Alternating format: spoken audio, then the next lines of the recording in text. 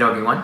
In this particular video, we are going to discuss the most common topic asked by several 12th students, that is whether to join regular college for BCom or do it through an external route, that is correspondence. I would also like to state my view, like why I had done BCom through a correspondence route, and I would also like to state the pros and cons of doing BCom through a regular college and how it is going to impact for your jobs in the future. So let's watch this entire video in order to understand whether you should do BCom from a regular college or through correspondence.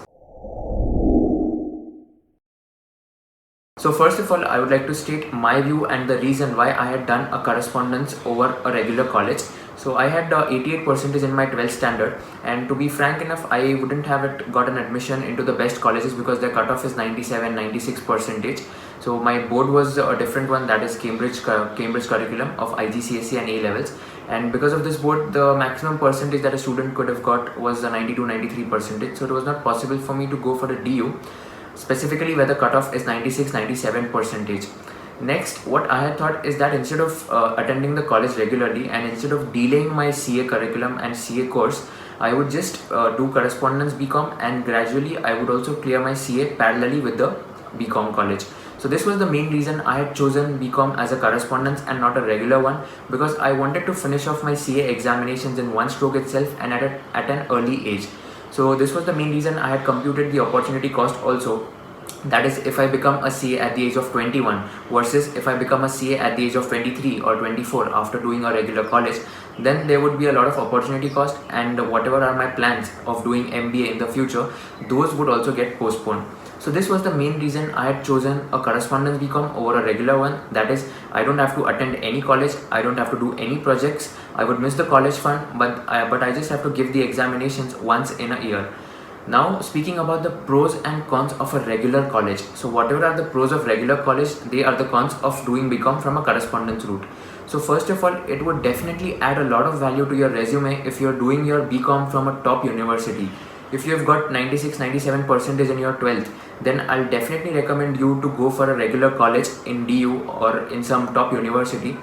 These universities are very much highly valued in terms of your selection and in terms of your shortlisting criteria as well. As I've told you in my earlier video also of how to prepare for campus placements, that companies prefer candidates who have done their BCom from a regular college, because their mindset is that in college you might have done some activities, and it also demonstrates your leadership skills if you have attended regular college and done something great in your college days. So this is one of the criteria for most of the companies nowadays. This is my personal experience, and there might be contradicting views on this topic as well. But then as far as my personal experience goes, I think that companies do consider this particular factor while shortlisting a candidate. Another advantage of doing BCom from a regular college is that your exposure and your personality is completely molded. See, in your articleship, you don't get that exposure as compared to the college. These are two different things. In your articleship, you have to work, you have to work for your senior, and you have to make sure that the work is completed within the given time. There are no activities as such. On the other hand, if you attend a regular college, there might be so many extracurricular activities where you can participate and show your talent and show your skills in front of the entire public, which is going to add a lot of value to your resume. So this is another advantage of attending a regular college. That is completely going to change your personality, and it will mold your personality into a better manner. Now, the cons of attending a regular college, as I told you, I had taken that into consideration, is that your opportunity cost will be much higher. If you become CA at the age of 21 or 22, the package which you'll get at the age of 21 and 22, and that package when you compare it when you get at the age of 24, of course there's a difference of 2 years. So this is an opportunity cost, that is, you are delaying your CA by 1 or 2 years depending upon your graduation and articleship stage. Plus, there is one more disadvantage of not being able to concentrate 100% on your CA finals examination. Now, what usually happens is that there are a lot of students who do their graduation plus their articleship plus their CA finals classes at the same time parallelly, and there are some students who do their graduation first and then they join articleship and then they prepare for CA finals. Now, I'm speaking about those students who do their graduation plus their articleship plus CA final parallelly.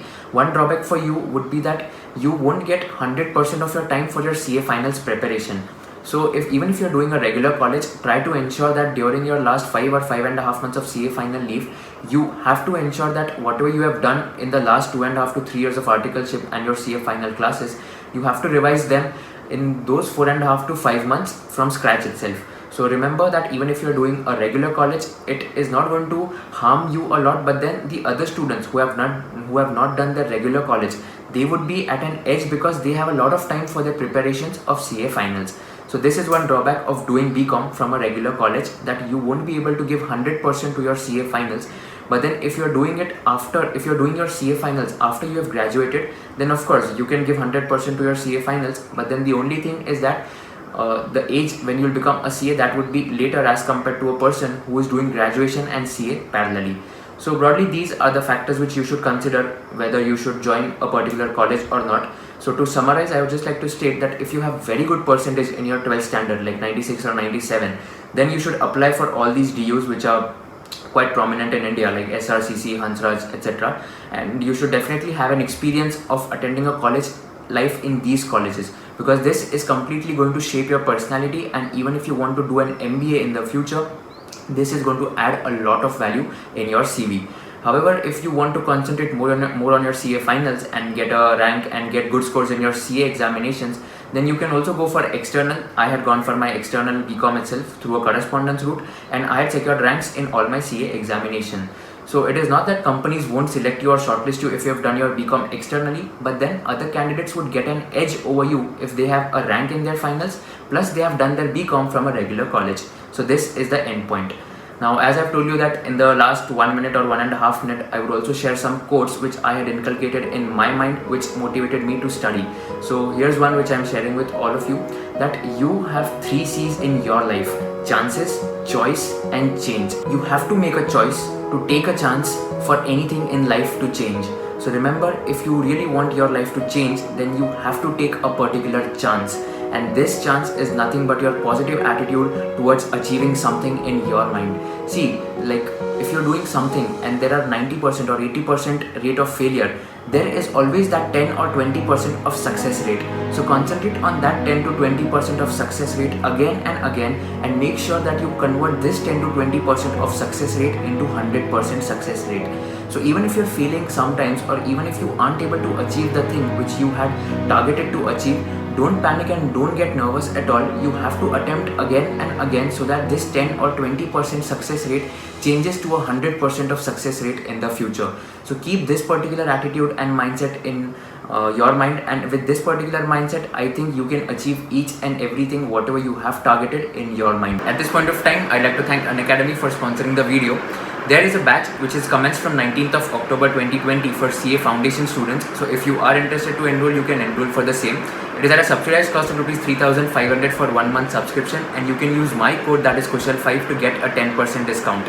Also, there is a quiz which has been organized by Unacademy for CA Intermediate students and CA Foundation students. So if you are giving your November 20 examinations, you can give this particular quiz to identify where your area of weakness is and where your areas of strength is. So this quiz would help in order to analyze your strengths and weaknesses, and there are wonderful prizes which has been organized by Unacademy. So you can click on the link given in the description box to access the quiz and the batch of CA Foundation.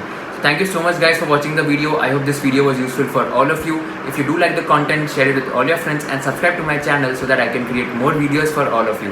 Thank you so much for watching this video. See you in the next video.